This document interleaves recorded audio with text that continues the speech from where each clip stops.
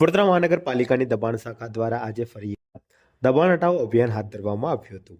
શહેરના ભૂતળી ચાપા મેદાનથી લઈને ફતેપુરા 4 રસ્તા સુધી માર્ગ પર આવતા નડતરરૂપ દબાણો દૂર કરવાની કાર્યવાહી કરવામાં આવી હતી. વડોદરા શહેરમાં દિવસે ને દિવસે માર્ગ અકસ્માતોની સંખ્યામાં નોંધપાત્ર વધારો થઈ રહ્યો છે. અનેક અકસ્માતો રસ્તા પર ઊભા કરાયેલા હંગામી દબાણોના કારણે થતા હોવાનું સામે આવતા પાલિકા તંત્ર હરકતમાં આવ્યું છે. આ સંદર્ભે આજે પાલિકાની દબાણ શાખાની ટીમે ફરી એક વખત કડક વલણ અપનાવી દબાણો સામે લાલા કરી હતી. પાલિકા અને પોલીસના બંદોબસ્ત સાથે ભૂતળી ચાપા મેદાનથી ફતેપુરા 4 રસ્તા સુધીના માર્ગ પર આવેલા શેડ, લારી ગલ્લા સહિતના હંગામી દબાણો દૂર કરવામાં આવ્યા હતા. દબાણ દૂર કરવાની કાર્યવાહી દરમિયાન સ્થાનિકોમાં ઉત્સુકતા જોવા મળી હતી.